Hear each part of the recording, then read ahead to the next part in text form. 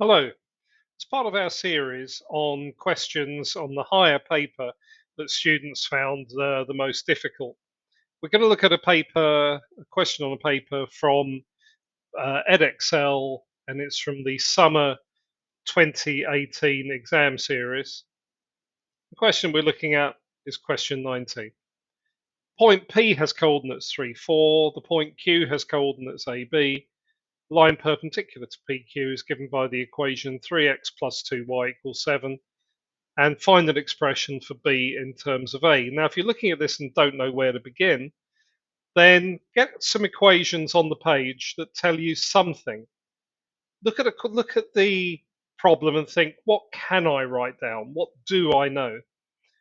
You might want to pause the video at this point and see what you can write down on your page. But in the meantime, what I'm going to do is crack on with a solution. So we know point P and we know point Q.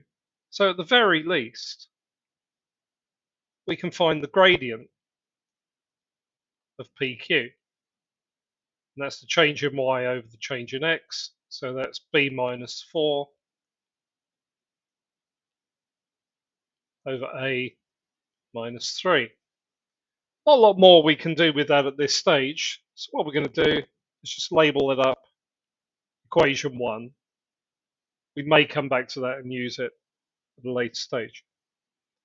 What other equation do we have on the page? Well, we have 3x plus 2y equals 7. That's the equation of a straight line, but it's not in the form y equals mx plus c. If we get it into the form y equals mx plus c, we can find things out like the gradient of the line. We can see instantly the intercept on the y-axis if that's going to be useful. So let's get it into the format y equals mx plus c.